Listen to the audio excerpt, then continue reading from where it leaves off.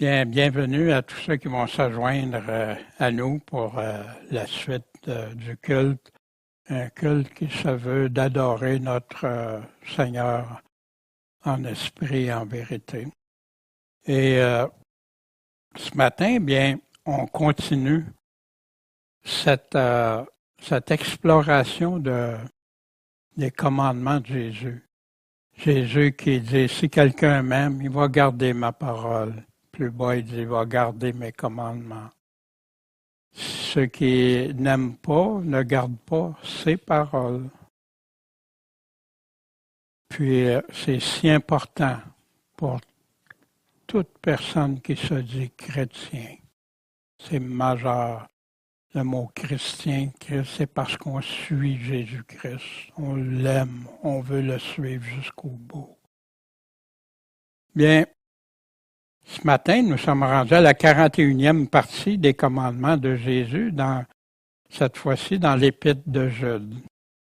Et on va discuter de l'Épître de Jude dans quelques instants. Auparavant, je demandais à Michel de venir nous lire un psaume. Entretenez-vous par des psaumes. Hein? C'est cantiques inspirés de la parole de Dieu par l'Esprit Saint. Je vais laisser à Michel de lire le psaume 26. Psaume de David. Éternel, fais-moi justice, car je marche dans mon intégrité. Je mets ma confiance en l'Éternel, je ne chancelle point. Éternel, sonde-moi et m'éprouve, examine mes reins et mon cœur, car ta bonté est devant mes yeux et je marche dans ta vérité. Je ne m'assieds point avec les hommes faux, je ne vais point avec les gens dissimulés. Je hais l'assemblée des hommes pervers, et je ne m'assieds point avec les méchants. Je lave mes mains dans l'innocence, et je fais le tour de ton autel, ô Éternel, pour éclater en voix d'action de grâce et pour raconter toutes tes merveilles. Éternel, j'aime le séjour de ta maison, le lieu où ta gloire habite.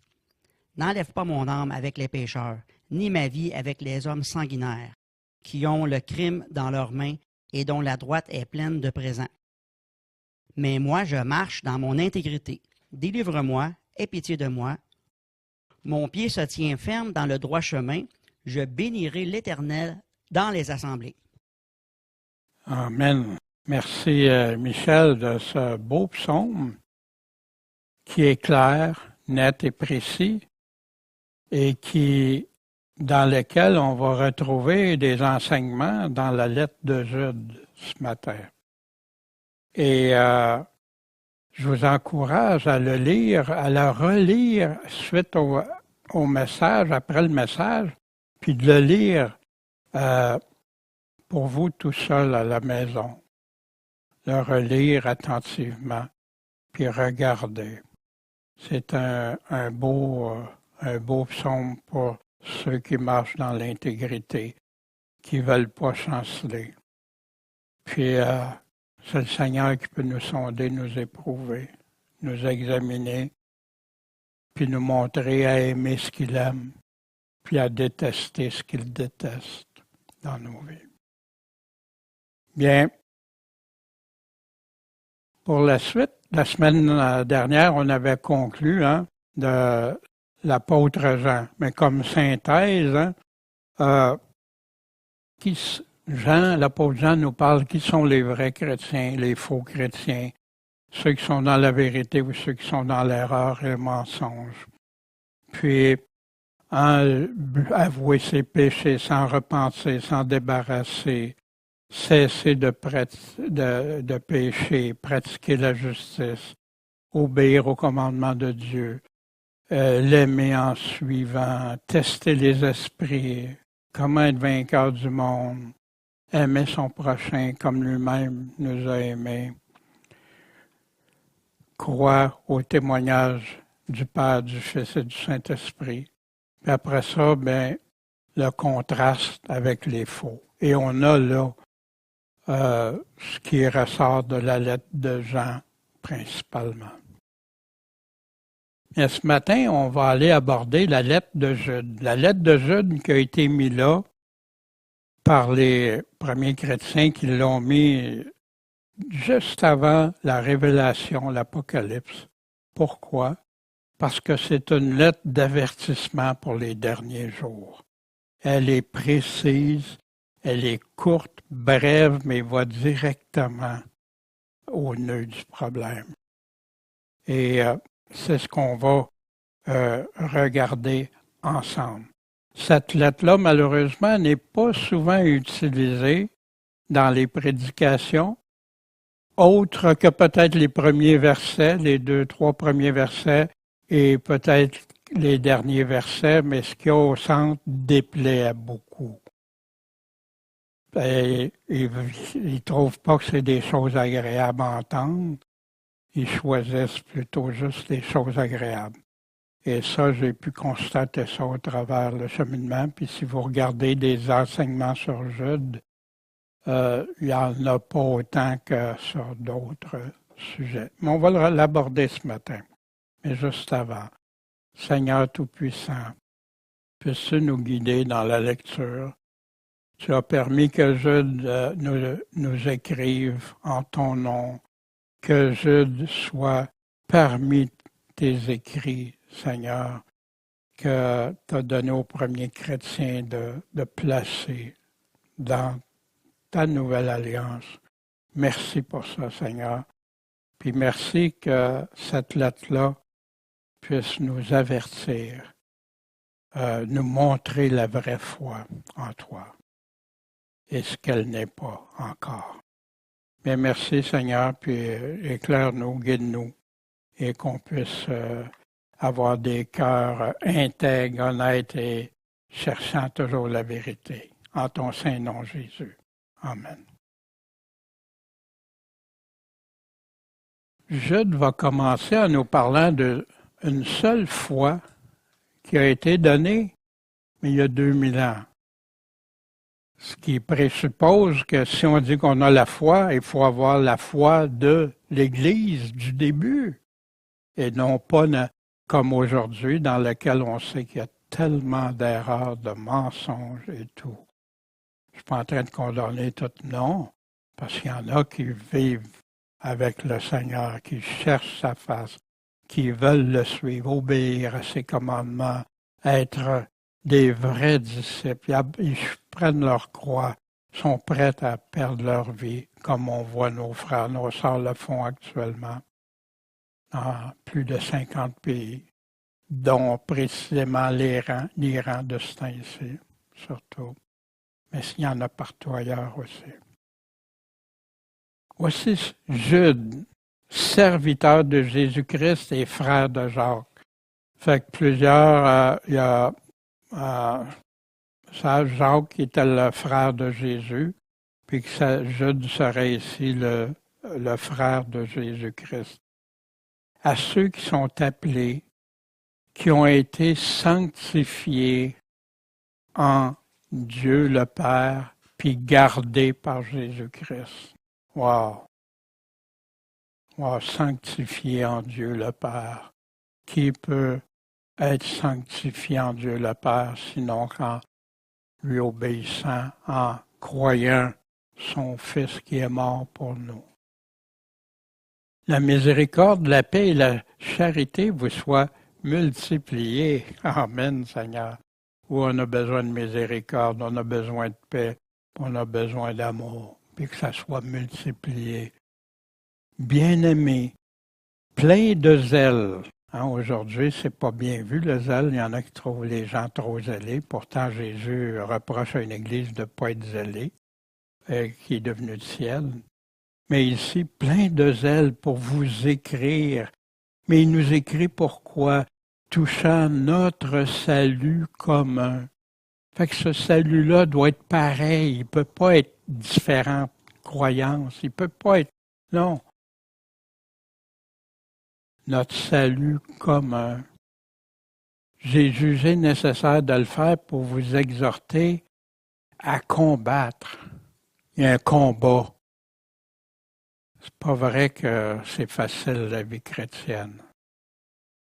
combattre pour la foi qui a été donnée combien de fois?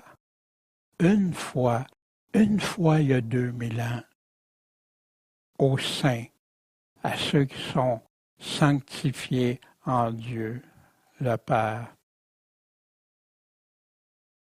La foi qui vient de Dieu, une voix sortie de la nuée qui dit, c'est ici, mon Fils bien-aimé. Écoutez-le, c'est sur lui notre foi qu'elle est basée.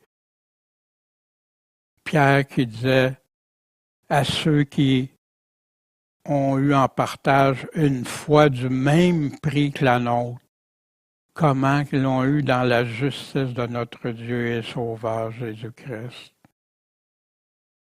Aux Romains, nous nous consolions ensemble par la foi qui nous est commune à vous et à moi. Paul parle de foi dans sa lettre, mais il y a de la vraie foi, puis il y a ceux qui ont la foi, puis c'est la fausse foi. Il fait le départage, comme l'apôtre Jean a fait, comme les autres apôtres. À titre, mon vrai fils, dans notre foi commune, notre foi doit être la même, pas des fois différentes les uns des autres. Il n'y a aucun autre nom qui a été donné aux hommes par lequel on doit être sauvé. Et c'est en Jésus-Christ seul. Mais d'où vient cette foi qui a été donnée il y a 2000 ans? Donc la foi vient de ce qu'on entend. Puis ce qu'on entend vient d'où? De la parole de Dieu. Pas des théologies, plein de choses. C'est de Dieu que ça doit venir, notre foi. Pourquoi qu'il nous ramène à notre foi, à la foi du début, il y a 2000 ans? Parce qu'il s'est glissé parmi vous. Il y en a qui disent non, c'est impossible. Non, il s'est glissé parmi vous certains hommes dont la condamnation est écrite depuis longtemps. Mais Jude, es-tu le seul à dire ça? Ben non, tous les apôtres l'ont dit, Jésus l'a dit, prenez garde de ne pas être séduits. Il y a des faux, les loups ravissants. Puis il est décrit des impies. C'est qui des impies? C'est ceux qui vivent dans l'impiété. Qu'est-ce qu'ils font? Ils changent la grâce de notre Dieu en dissolution. On va s'arrêter quelques instants sur ce mot-là. Et qui renie Dieu, le seul dominateur est Jésus-Christ notre Seigneur. Y a-t-il quelque chose de clair à propos de notre foi qui date de 2000 ans? Le seul qui doit dominer sur notre foi, c'est Jésus-Christ. C'est lui notre Seigneur, le Tout-Puissant qui règne dans notre vie. Mais des impies changent la grâce de Dieu. Ils en parlent, mais ils la changent. Dissolution. Voici dans le dictionnaire le mot qui est utilisé ici, dans le Strong numéro 766, qui veut dire dérèglement, impudicité. C'est ça que ça veut dire. Luxure sans bride, des excès, être lascif, libertinage, moi j'ai toute la liberté, puis je fais ce que je veux. L'impudence, l'insolence, des mœurs licencieuses, qui revient à l'impiété, de la débauche, de la grossièreté, même le langage. Tu parles mal devant quelqu'un, ça en fait partie. Comme chrétien, est-ce qu'on a le droit de dire ou d'avoir du langage obscène, du langage aucunement? C'est très clair. Voici le mot dissolution qui est traduit par impudicité. Ce qui sort de l'homme, c'est ce qui souille de l'homme, parce que c'est du dedans, c'est-à-dire du cœur, que sortent les mauvaises pensées, les adultères, les fornications, les meurtres, les vols, la cupidité, les méchancetés, la fraude, et le mot dérèglement ou dissolution, ici est écrit l'impudicité. Ça aurait été tellement plus simple si ceux qui ont traduit la Bible auraient regardé les mêmes mots, mais des fois ils doivent, mais c'est des synonymes, etc. Tous ces vices sortent du dedans et souillent l'homme. Voici Paul. Les œuvres de la chair sont manifestes, fait qu'il répète fornication, adultère, l'impureté, la dissolution, dérèglement, l'idolâtrie, enchantement, inimitié, querelle, etc., débauche. Puis, je vous dis d'avance, comme je vous l'ai déjà dit, que ceux qui font ça, ces choses-là, sont-ils sauvés? Non, ils n'hériteront pas le royaume. Fait que si on s'aperçoit qu'il y a quelque chose dans ça qu'on fait, qu'on commet, c'est grave, c'est sérieux. Parce qu'au bout, l'apôtre le répète dans d'autres, comme Jésus, si ta main est une occasion de chute, plus le jette ça loin. Ceux qui commettent de telles choses n'hériteront pas le royaume de Dieu. Ceux qui ne se repentent pas, ça veut dire non seulement le regretter, mais arrêter de le faire. Combattre pour la foi qui a été donnée une fois aux saints il y a 2000 ans. Voici ce qui se passe. Paul disait quand il a rencontré les pasteurs d'Éphèse, « J'ai tout annoncé, tout le dessein de Dieu, j'ai rien caché. Donc prenez garde à vous-même, premièrement, puis après ça, prends garde à toi. Puis à tout le troupeau sur lequel le Saint-Esprit vous a établi évêque pour paître l'Église de Dieu, qui a acquise par son propre sang. Pourquoi? Parce que je sais qu'après mon départ, il va s'introduire parmi vous des loups ravissants. La même chose que Jésus nous parlait, les faux prophètes, gardez-vous les faux prophètes. Puis, malheureusement, ils n'épargneront pas le troupeau. Et ça s'est produit au travers des siècles, puis encore davantage aujourd'hui, empirant de pire en pire. Il va s'élever parmi vous des hommes qui vont annoncer des doctrines pernicieuses pour attirer les disciples après eux. C'est pas Jésus-Christ juste aux paroles, il les attire envers eux. Donc veillez, je vous avertis pendant 3 ans, jour et nuit, puis je le faisais avec l'âme. Fait que maintenant, frère, c'est quoi la solution? Je vous recommande à Dieu et à sa parole, à la parole de sa grâce. Lui qui peut vous édifier et vous donner l'héritage avec tous les saints. Puis il parle à des pasteurs.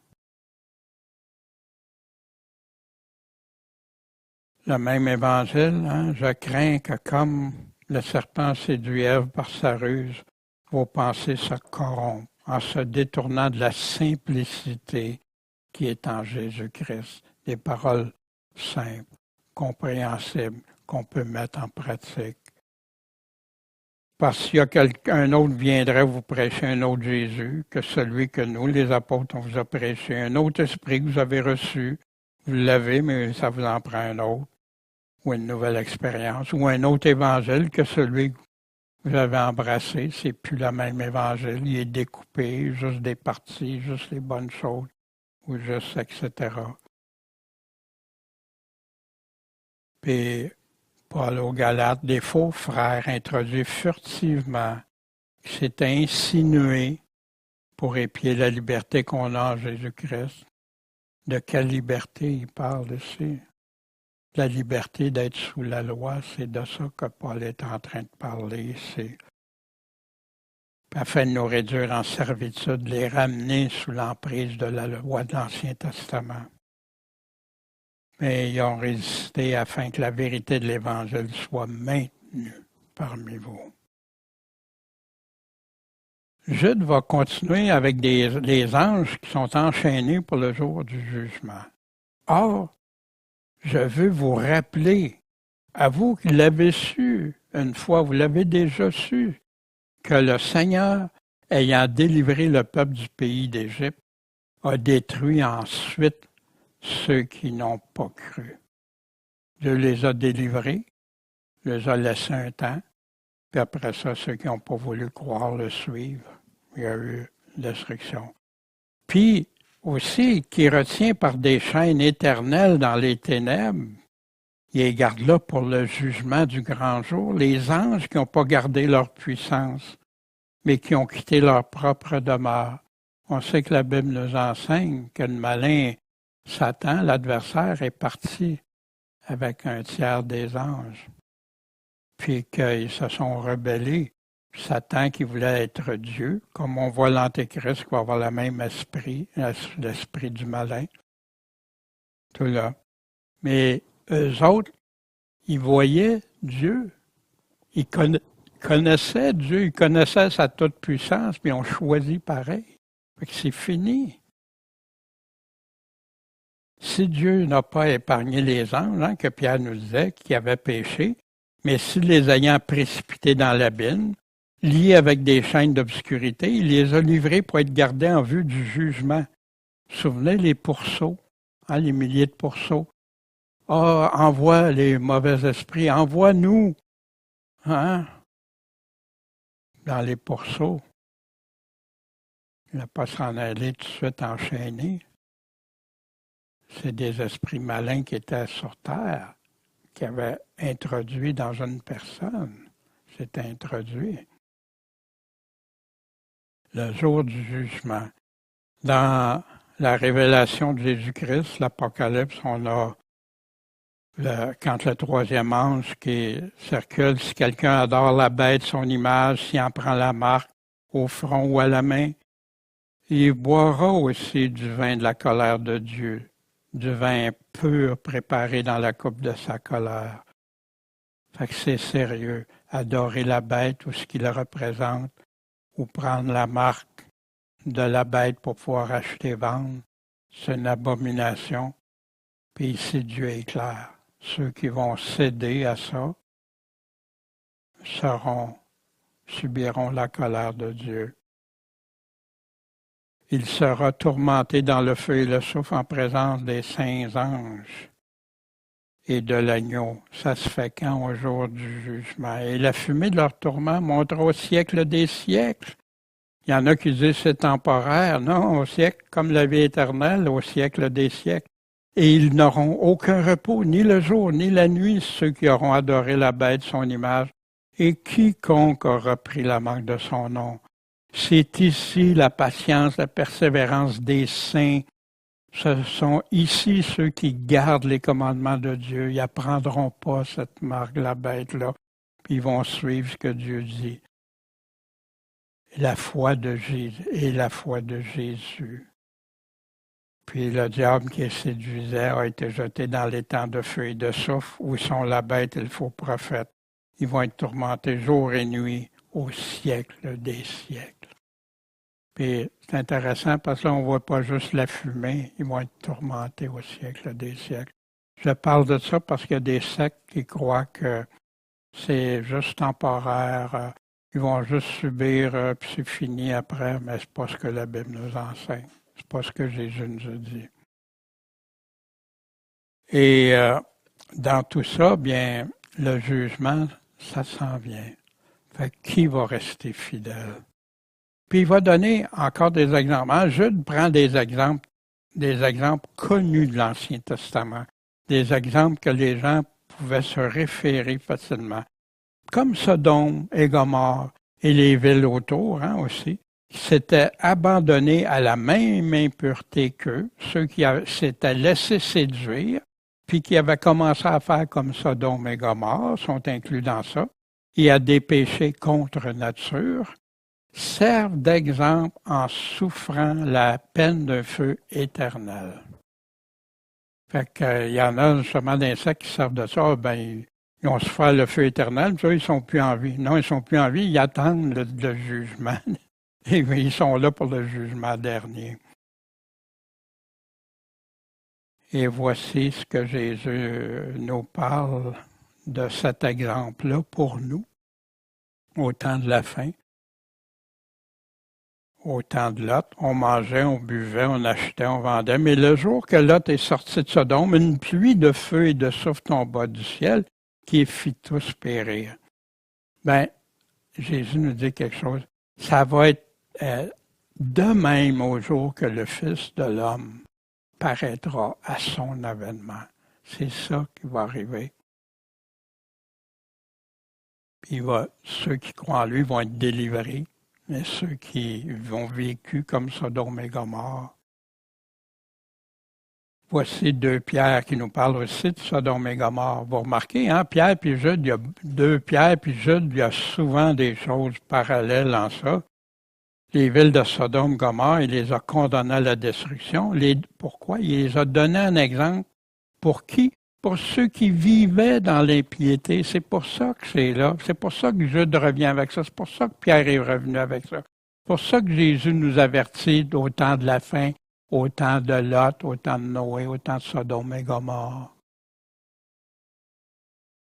Et s'il a délivré le juste Lot qui souffrait de la conduite infâme de ces abominables, parce que ce juste qui demeurait parmi eux, comme les chrétiens aujourd'hui, affligeait chaque jour son âme juste à cause de ce qu'il voyait, puis quand il apprenait leurs méchantes actions. Aujourd'hui, c'est encore bien plus vite, on l'a aux nouvelles. Le Seigneur sera délivré de l'épreuve. Qui? Ceux qui l'honorent, ceux qui le suivent, ceux qui l'aiment, ceux qui lui obéissent et garder les injustes pour être punis au jour du jugement. Ceux-là même, hein, qui vivent comme Sodome et Gomorrhe, plongés dans leurs rêveries, leurs songes, souillent leur chair, puis méprisent l'autorité, puis parlent mal des dignités. Aucun respect, se sentent supérieurs. Jésus nous a parlé aussi du temps qu'il va y avoir des faux Christ, des faux prophètes. Ils vont même faire des signes et des prodiges pour séduire même les élus. Mais prenez-y garde, voici, je vous ai tout prédit. Jésus nous a tout laissé pour qu'on soit prêt, qu'on vive conformément à lui. Jude va faire une référence à l'archange Michel ou Michael, c'est le même. En passant, l'archange, la Bible en parle d'un archange.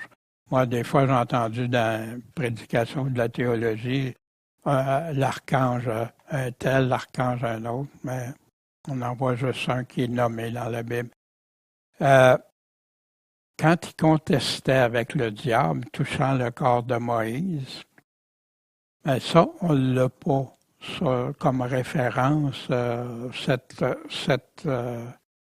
histoire-là. Il y en a qui disent que ça vient de livres apocryphes, mais il n'y a aucune preuve de ça. Moi, je crois que quand le Saint-Esprit guide les hommes qui parlent au nom de Dieu, Dieu leur donne ce qu'il a à dire. C'est la même chose pour Paul quand il parle à titre crétois. Il prend un de leurs propres prophètes pour donner un exemple. Ça veut pas dire, c'est pas Dieu qui l'a dit, mais il prend cet exemple-là pour faire conduire. Paul était conduit par l'Esprit Saint, lui donner cet exemple-là concret qui pouvait les toucher. Il n'a pas osé porter de sentence de malédiction, mais il a dit que le Seigneur te reprenne. Mais ça, on a ça, ces passages-là. Voici dans Zacharie, chapitre 3, versets 1 et 2. Quand Joshua, le grand sacrificateur qui était debout devant l'ange de l'Éternel, puis Satan qui était à droite pour s'opposer à lui. Et l'Éternel dit à Satan, « Que l'Éternel te réprime, Satan, que l'Éternel te réprime. » C'est un autre passage. Dieu, l'ange ou le Seigneur qui dit à l'autre, « Que le Seigneur te réprime. » Le Père et le Fils qu'on peut voir très clairement ici. Jésus disait ça de son Père. Il y a d'autres références dans Daniel, chapitre 10, verset 13, au verset 21, chapitre 12, 1. On retrouve Michael l'archange. Ce matin, c'est pas pour aller en détail dans ça, on l'avait dans les enseignements sur Jude ou d'autres. Dans Daniel aussi, qu'on avait examiné ça. Et on le retrouve encore dans la révélation de Jésus-Christ pour le temps de la fin. Michel et ses anges combattaient contre le dragon. Le dragon combattait avec ses anges, lui aussi. Mais ils n'ont pas été les plus forts. Puis on a pu trouver la place dans le ciel. Puis le grand dragon, le serpent ancien, appelé Diable et Satan, fait qu'il n'y a aucune confusion possible. Celui qui séduit tout le monde, ceux qui vivent dans le monde, sont séduits, a été précipité sur la terre et ses anges précipités avec lui. Jude va nous parler de ceux qui sont destitués de raison. Hein? Il les a décrits, là il arrive. Mais ceux-ci parlent mal de tout ce qu'ils ne connaissent pas. On avait ceux qui apprennent, apprenant toujours, mais n'arrivant jamais à la vérité. Ils se corrompent de tout ce qu'ils savent naturellement. Le contraire, c'est que le chrétien se sanctifie en tout ce qu'il sait spirituellement. Ici, ils se corrompent en tout ce qu'ils savent selon la chair.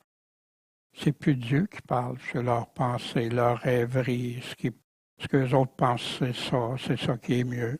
Comme les animaux destitués de raison.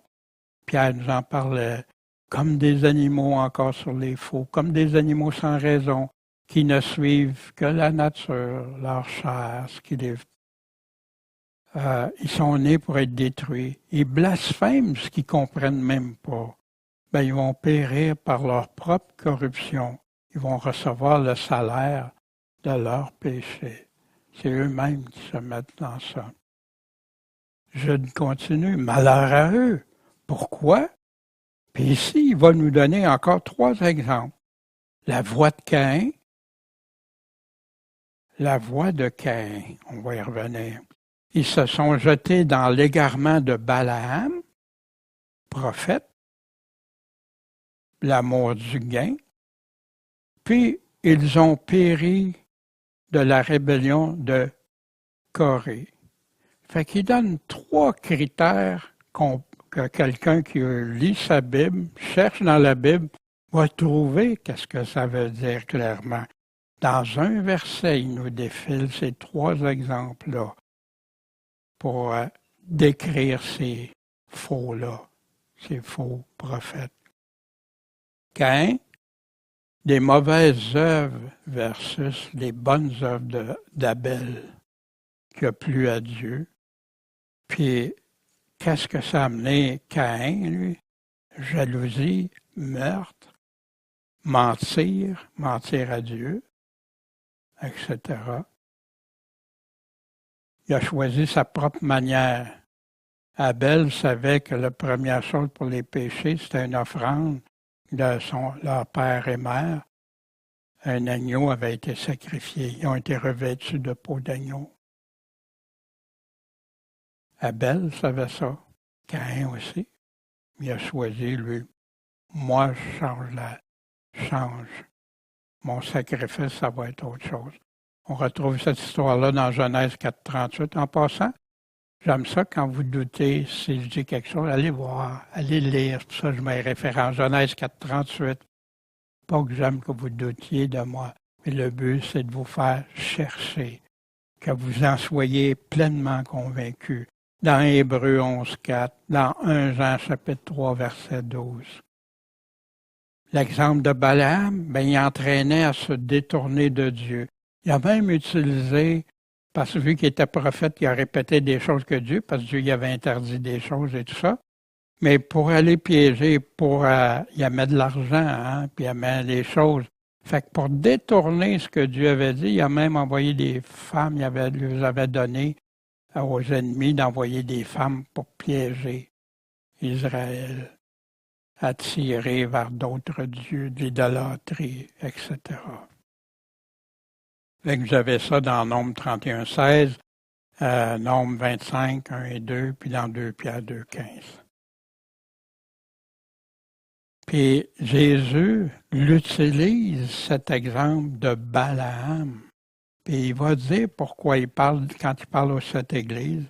Voici ce qu'il dit à Pergame, l'église de compromis, de mélange. J'ai quelque peu de choses contre toi, c'est que tu as là des gens qui tiennent la doctrine de Balaam, le même enseignement, la même façon de fonctionner que Balaam, qui enseignait à Balak de mettre un scandale devant les enfants d'Israël, une pierre d'achoppement pour eux autres, pour qu'ils mangent des choses sacrifiées aux idoles, qui tombent dans la fornication envers Dieu. qu'est-ce qu'il a fait? Il les a emmenés par les femmes à aller faire d'autres dieux, d'autres l'idolâtrie. Fait qu'il y en a, c'est ça qui conduisent. Des faux prophètes qui amènent à conduire dans l'idolâtrie, détournés de Dieu. La révolte de Corée. Corée qui était un lévite rebelle contre Dieu. Comment il a pris position contre Dieu? Dieu avait choisi Moïse et Aaron pour leur dire qu'est-ce que Dieu attendait d'eux, mais lui s'est rebellé. La parole de Dieu, non. Puis il s'est révolté, puis il a entraîné plusieurs autres. Mais Dieu n'a pas laissé ça. Ils sont morts. Dieu les a fait mourir. Vous vous rebellez, vous murmurez. Quand vous murmurez contre ceux que j'ai choisis, c'est contre moi que vous murmurez. Il continue. Mais ces personnes-là, là, c'est pas des étrangers qu'on ne connaît pas. Ce sont des tâches dans vos repas de charité. J'aimerais ça être la tâche de quelqu'un dans vos repas de charité. Fait qu'encore là, il y en a qui pensent le repas du Seigneur, il y en a qui vont dire, ben c'est quand vous vous réunissez pour manger en commun, etc. Mais il y en a qui oublient aussi que lorsqu'ils mangent avec vous, sans aucune retenue, se repaissant eux-mêmes. Fait que oui, ça peut être des repas, ça peut être mais c'est en commun ensemble. Puis la nourriture, l'homme ne vivra pas de pain seulement, mais de toute nourriture, parole qui sort de la bouche de Dieu. Quand il parle aussi aux serviteurs infidèles et le serviteur fidèle, ceux qui ont bien nourri. La nourriture, c'est pas juste physique, c'est spirituel aussi dans le sens biblique. Ce sont des nuées sans eau, emportées ça et là par les vents. Des arbres au déclin de l'automne, sans fruits, 2 fois morts et déracinés. 2 fois morts. Hein, il pèse sur le crayon. Hein? Bien, ces personnes-là qui vivent dans l'impiété, dans l'impureté, qui parlent de Dieu, qui sont avec les chrétiens, se disent chrétiens, mais c'est pour eux autres, sans retenue, ils font ce qu'ils veulent comme ils veulent, puis c'est eux autres mêmes qui se nourrissent.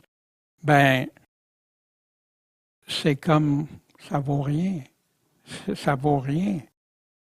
Sans fruit, 2 fois mort, déraciné, ben Jésus nous a parlé de porter du fruit. Hein? Mais voici ici dans Corinthiens, il parle justement, les relations dans vos repas ensemble, en commun. Pas de relation avec les impudiques, je vous avais écrit ça, mais pas absolument les impudiques de ce monde ou les avares, les ravisseurs, les idolâtres. Autrement, il faudrait vous sortir du monde et devenir des moines. Hein? Mais ce que je vous ai écrit, c'est que si quelqu'un qui se nomme frère, qui se dit chrétien, est impudique, avare, idolâtre, médisant, ivrogne, ravisseur, que vous n'ayez pas de relation avec lui. Aucune relation. Comme dans Jean qu'on a vu dans 2 Jean 9 à 11. Vous ne mangez même pas avec un tel homme. Les arbres déracinés. Toute plante que mon Père céleste n'a pas plantée, dit Jésus, sera déracinée. Laissez-les. Ce sont des aveugles qui conduisent des aveugles. Puis que si un aveugle conduit un autre aveugle, ils vont tomber tous les deux dans la fosse. Puis la fosse, c'est une fosse qu'on n'aimerait jamais tomber. Ce sont des vagues furieuses de la mer, rejetant l'écume de leur impureté. Quelle image, hein? Je prends des images fortes, comme Pierre a pris dans sa 2e lettre aussi, comme Jean a pris aussi. l'écume de leur impureté, des astres errants auxquels l'obscurité des ténèbres est réservée. Pour combien de temps? Pour l'éternité. Mais les méchants, voici d'où ils prenaient ça, Jude, dans Ésaïe 57, 20, 21. Mais qui sont comme la mer agitée? Les méchants. La mer agitée qui peut pas se calmer, dont les eaux rejettent de la vase et du limon, leur impureté. Il n'y a pas de paix pour les méchants, dit mon Dieu.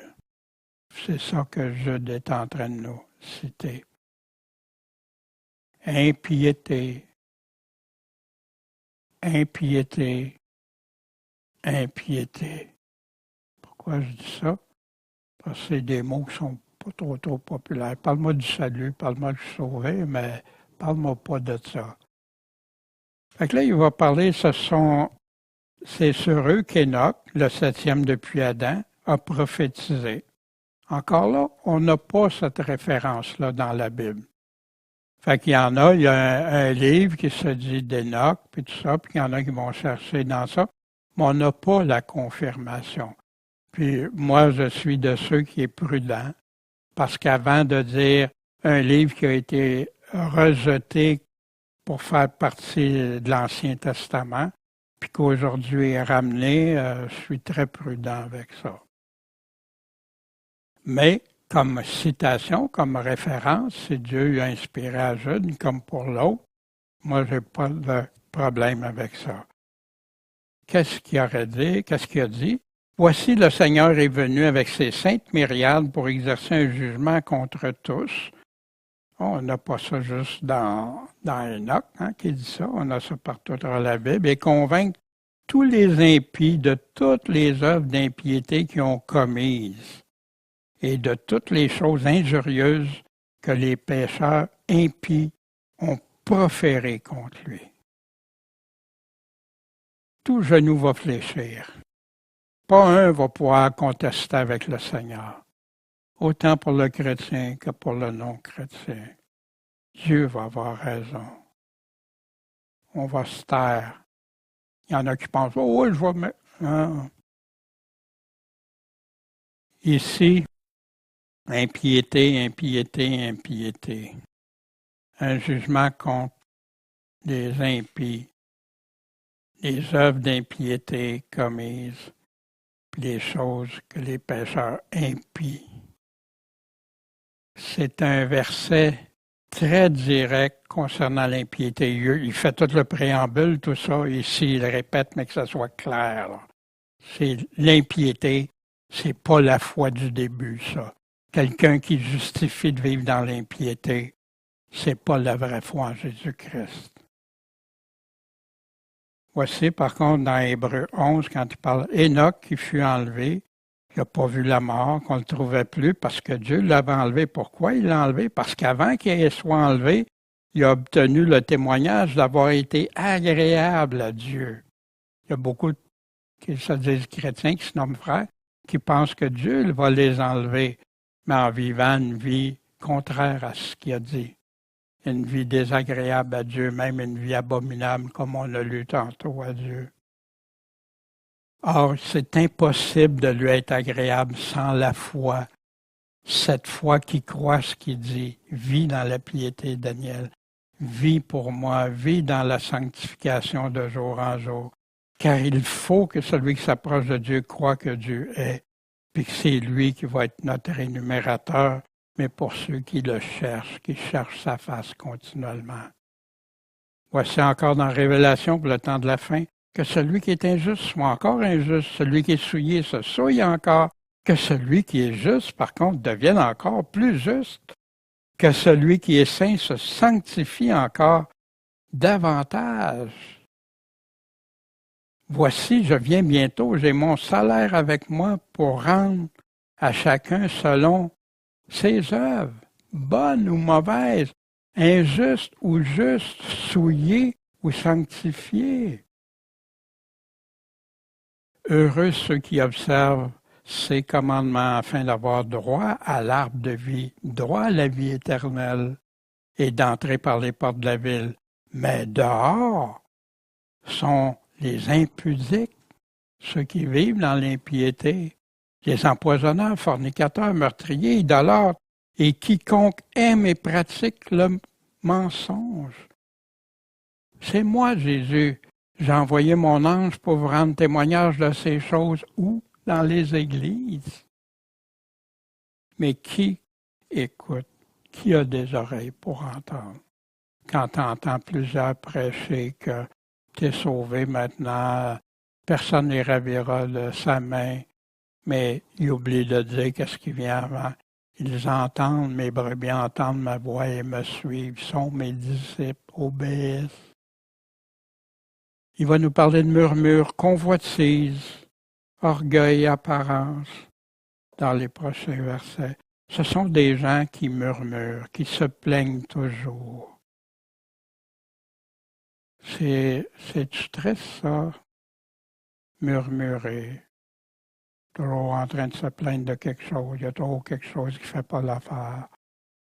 Au lieu de rendre gloire à Dieu. Merci, Seigneur, pour le respect que tu me donnes. Merci pour la santé. Oui, je suis malade, mais tu me donnes, permets encore ça. Merci pour pouvoir manger à chaque jour. Comme dans le désert, après Dieu les a libérés d'une façon extraordinaire. Puis après ça, ouais, on avait des bons cocombes en Égypte. Ouais, c'était bien mieux ça. Ou pourquoi qu'on n'a pas ça? Ils se plaignent toujours, ils marchent selon leur convoitise, dont la bouche profère des paroles d'orgueil. Ils peuvent même pas tenir le fil de leur vie, de leur propre vie, mais ils sont pleins d'orgueil. Puis qui, par intérêt, vont admirer les personnes d'apparence.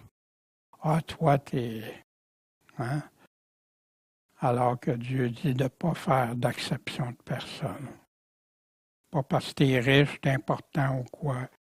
Murmurer, voici l'exemple que Paul nous donne dans 1 Corinthiens chapitre 10. Ils ont tous bu du même breuvage spirituel. Ils buvaient de l'eau du rocher spirituel qui les suivait. Mais c'était qui ce rocher-là? C'était Christ, comme nous. Notre eau de vie, notre eau spirituelle, c'est Jésus-Christ. Mais Dieu n'a pas mis son affection dans la plupart d'eux autres parce qu'ils sont tombés morts dans le désert. Puis ces choses-là sont arrivées pour nous servir d'exemple, pour qu'on ne désire pas des choses mauvaises comme eux autres y en ont désiré. Donc, devenez pas idolâtres comme quelques-uns d'entre eux, selon qu'il est écrit, le peuple s'assit pour manger et boire, puis se sont levés pour danser dans l'insouciance, en faisant de l'idolâtrie. Ne commettons pas fornication comme quelques-uns d'entre eux ont commis. Il y en a eu 23 000 qui ont péri dans un même jour. Et ne tentons pas le Christ comme quelques-uns d'entre eux l'ont tenté, puis ils ont péri par les serpents. C'est tout exemple pour nous autres à la fin, ça. Et murmurez pas comme quelques-uns d'entre eux murmurèrent et périrent. Qu'est-ce que vous pensez que Dieu croit des murmures, pense des murmures? Ces choses leur arrivaient pour nous servir d'exemple. Elles sont écrites pour nous instruire, nous qui sommes parvenus au dernier temps. C'est pourquoi que celui qui croit être debout prenne garde à ce qu'il tombe. Voyez-vous, c'est référé à ce qui vient d'être dit, de ne pas tomber dans les mêmes pièges. C'est des exemples pour nous autres, de ne pas murmurer, de ne pas être jamais content, toujours voir ce qui ne va pas, puis pas rien voir ce que Dieu nous donne. Puis ça, il disait ça à ceux qui avaient cru, là. Pas à ceux qui veulent vivre dans le monde, ça leur appartient. Qui murmurent ou pas, c'est pas là, c'est aux chrétiens qui parlent. Le seul fondement. Mais vous autres, les bien-aimés, souvenez-vous des choses qui ont été prédites par les apôtres de notre Seigneur Jésus-Christ. Tu veux savoir qu'est-ce qui ont été prédits par les apôtres de notre Seigneur Jésus-Christ? Tu trouves ça où? Dans le Nouveau Testament, dans la Nouvelle Alliance, les écrits du Nouveau Testament. Vous n'êtes plus des étrangers ni des gens de dehors, mais concitoyens des saints de la maison de Dieu, édifiés sur le fondement des apôtres et des prophètes dont Jésus-Christ est la pierre angulaire. Jésus-Christ qui a confié ça à ses apôtres. Puis qu'est-ce qu'il vous disait? Il disait dans les derniers temps qu'il y aurait des moqueurs, des vierges folles, des serviteurs infidèles qui se moquent de ce que Dieu a dit, des gens qui vivent dans l'impiété, qui marcheraient comment suivant leur convoitise d'impiété, tout comme au jour de Noé puis de Lot. Ce sont des hommes qui se séparent eux-mêmes. Eux autres mêmes se séparent de ce qu'ils étaient pour Dieu, puis ils s'en séparent. Ils choisissent de vivre selon eux-mêmes, selon leur chair. Vous vous souvenez des exemples qu'il a donnés? Des exemples comme Balaam, des exemples comme Caïn, des exemples comme la révolte de Corée. Ils se séparent eux-mêmes. Gens sensuels, portés sur leur sens, sur leur moi, sur leur chair, n'ayant pas l'esprit. Pierre nous disait, pour que vous vous souveniez des choses qui ont été prédites par les saints prophètes et notre commandement à nous, les apôtres, du Seigneur et Sauveur, sachant tout d'abord, ceci qu'au dernier jour, il va venir des moqueurs qui vont se conduire selon leur convoitise. Voici dans Romains, voici qui se séparent, qui font des divisions. Je vous exhorte, frères, à prendre garde à ceux qui causent des divisions et des scandales. Contre quoi? Contre la doctrine que vous avez apprise, qui font que vous deveniez des pierres d'achoppement. Quand vous avez appris l'Évangile il y a 2000 ans, hein, Paul disait ça aux Romains. Vous éloignez d'eux, parce que ces personnes ne servent pas notre Seigneur Jésus-Christ, mais leur propre ventre, comme je nous parlais, par des paroles douces et flatteuses, ils séduisent le cœur des simples. Mais vous, votre obéissance est connue de tous, je m'en réjouis. Soyez sages à l'égard du bien et purs à l'égard du mal. Mais pour toi qui es vrai disciple, mais vous, bien-aimés, vous édifiant vous-même, sur quoi? Comment qu'on peut s'édifier sur votre très sainte foi? Sainte, hein? Saint, sanctifié, qui appartient à Dieu, qui est à Dieu. Se sanctifier, c'est qu'on appartient, priant par le Saint-Esprit. Fait que ta foi, c'est sur ça que ça va se baser. Conservez-vous dans l'amour de Dieu. C'est quoi là, se conserver dans l'amour de Dieu?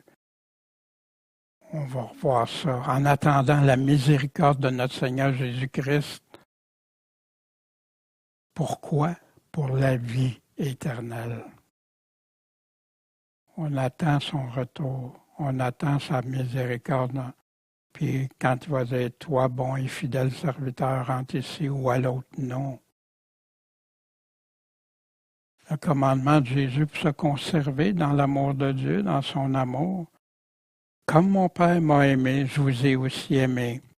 Demeurez dans mon amour. Mais voici la condition.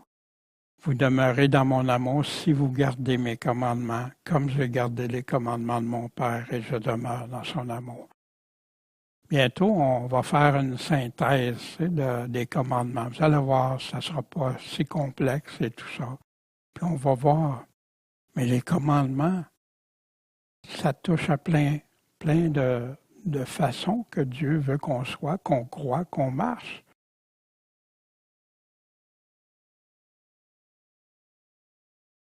Ayez pitié des uns. Pourquoi avoir pitié des uns? Il va nous en parler. Puis en usant de discernement, discerner ce qui est bien, ce qui est mal, et sauver les autres avec crainte.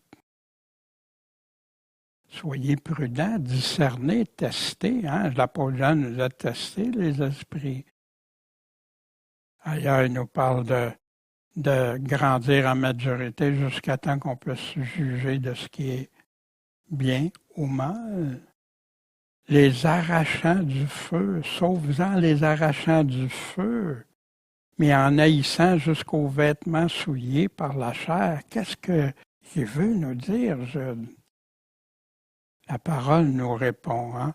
Jacques nous avait dit, si quelqu'un d'entre vous s'écarte de la vérité et qu'un autre les ramène, ben, qu'il sache que celui qui a ramené un pécheur du sentier de l'égarement sauvera une âme de la mort.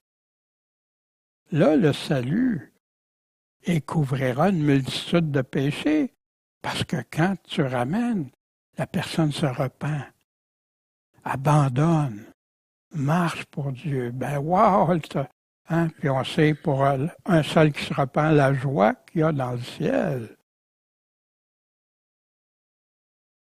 Voici Jean, si quelqu'un voit son frère pécher d'un péché qui ne mène pas à la mort, on avait vu ça la semaine dernière, il va prier, puis Dieu va accorder la vie à ceux qui ne commettent pas un péché qui mène à la mort. Toute iniquité est péché, toute injustice. Mais on sait que quiconque est né de Dieu ne pêche pas. Ça ne veut pas dire qu'on n'aura pas des faiblesses, des choses, mais dès que tu considères ça, tu te repens puis tu reviens. Puis aussi, n'oubliez pas qu'on peut être tenté, ça ne veut pas dire qu'on a péché. On peut être tenté, testé.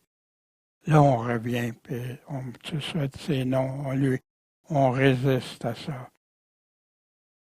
Celui qui est né de Dieu se conserve lui-même, et le malin ne le touche pas. Pour les vêtements sales, hein, les vêtements souillés, on a un exemple parmi d'autres ici. Joshua, qui était souverain sacrificateur, était devant l'ange, les vêtements sales. Fait que l'ange a pris la parole, puis a dit à ceux qui étaient devant lui, ôtez-lui ses vêtements sales. C'est quoi ces vêtements sales? C'est le péché. Vois, j'enlève ton iniquité, puis je te revêts d'habits magnifiques. Dans la Révélation, quand on va voir ça, des vêtements blancs, des vêtements purs, de fin lin, etc. Fait qu'ici, haïssant le vêtement souillé par la chair des péchés, qui vivent dans le péché, essaye de les arracher, mais sauve-les avec crainte. Fais attention que toi-même, hein, je l'avais déjà partagé, j'ai quelqu'un qui m'a amené à intéresser à lire la Bible, puis tout ça, puis lui, en tout cas, sa femme l'avait laissé, puis tout ça. Puis il a décidé, lui, d'aller prêcher dans des clubs. Puis il avait des bonnes intentions, hein, mais ça a tourné au vinaigre.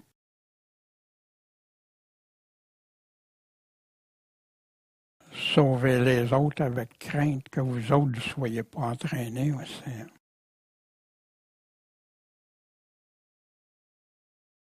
Or, à celui qui peut vous préserver de toute chute, puis vous faire comparaître sans tache dans la joie, en sa glorieuse présence. Vous voyez, il a parlé de tous ceux qui chutent dans l'impiété, ceux qui sont des taches, ceux, etc. Mais le Seigneur est capable de préserver. Mais qui va préserver? Ceux qui sont dans la même foi, la seule foi reçue il y a 2000 ans. C'est ceux-là. Adieu, seul sage. Seul sage. C'est lui qui a la sagesse. C'est pour ça qu'on a besoin de lui demander. Puis qu'il donne sans reproche à ceux qui lui demandent la sagesse, mais celle de Dieu. Notre Sauveur, soit gloire, magnificence, force et puissance, puis pas juste pour quelques instants, pour toujours et maintenant et dans tous les siècles. Amen. Aux Colossiens, Paul disait, « Et comme vous avez reçu le Seigneur Jésus-Christ, On dit qu'on l'a reçu en nous, hein, qu'on l'a accepté de devenir son disciple, qu'il soit notre Seigneur d'abord, puis devienne notre Sauveur. Marcher avec lui, enraciné et fondé en lui. Tu peux-tu faire ça dans l'impiété? Affermi dans la foi, selon ce que vous avez été enseigné il y a 2000 ans. On l'a tout aujourd'hui, tous ces enseignements-là. Abondant en elle, dans votre foi, avec action de grâce.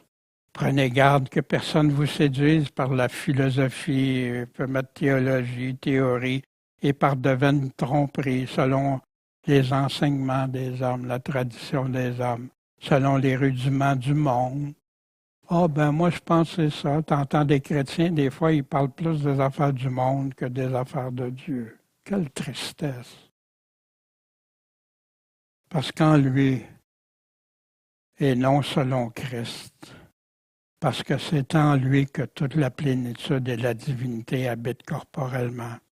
Et vous avez toute plénitude en lui, qui est le chef de toute principauté et puissance. Qu'est-ce que tu as besoin de plus qui te manque? Où tu vas te nourrir? Qu'est-ce que tu vas chercher?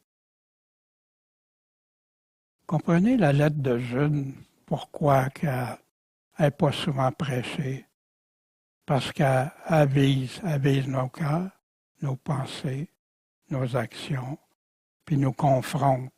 Est-ce que je suis un vrai chrétien ou pas? Comme l'apôtre Jean a fait, comme l'apôtre Pierre a fait, comme l'apôtre Paul a fait.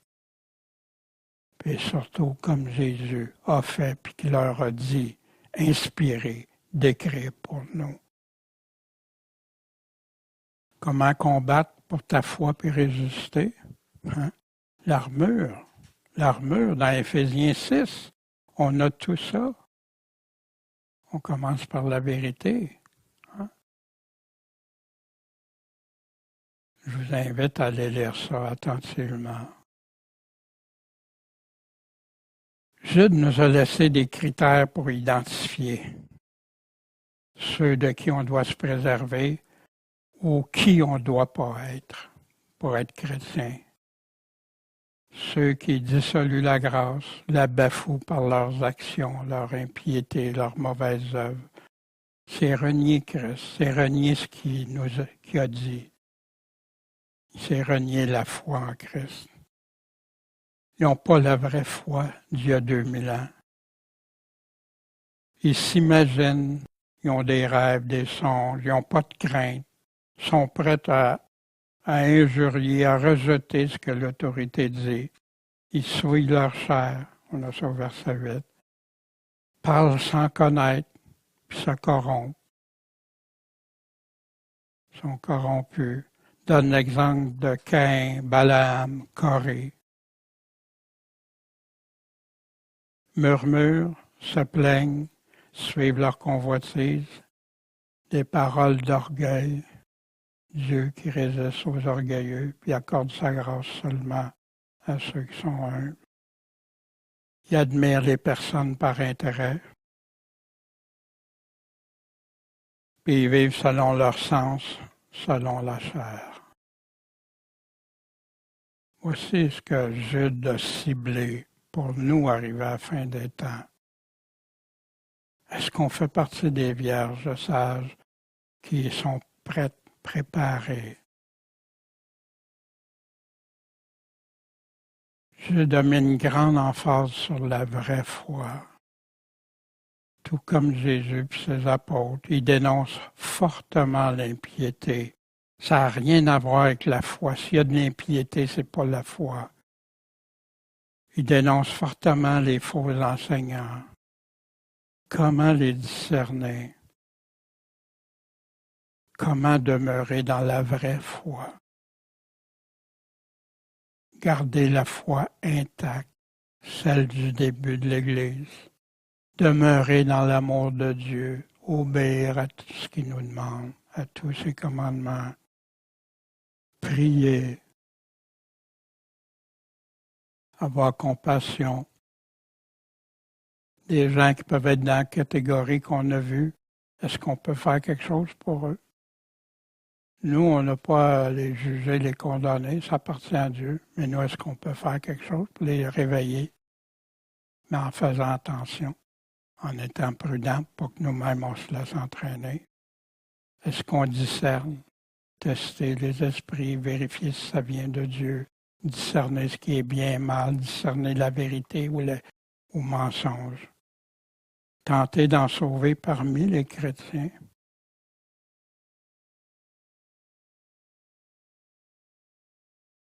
C'est ce que j'avais à vous présenter.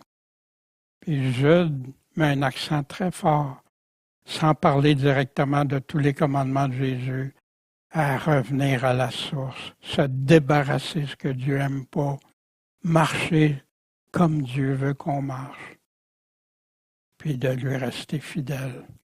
Puis c'est la lettre juste avant la révélation de Jésus-Christ qu'on va regarder. Bon, on ne la fera pas tout en détail. Là, le but va être d'aller chercher où Jésus nous donne des commandements dans sa révélation. Bon, Père Céleste, merci de ta parole. Seigneur, parfois c'est tranchant comme une épée.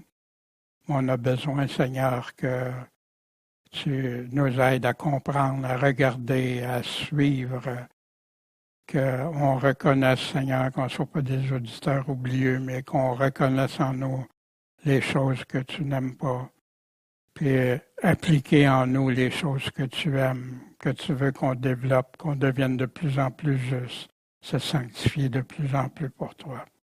Merci, Seigneur, parce que on sait que c'est toi le Sauveur, mais pour être notre Sauveur, tu nous dis clairement qu'on doit te reconnaître comme le Seigneur de notre vie. Merci Jésus-Christ, en ton nom. Amen.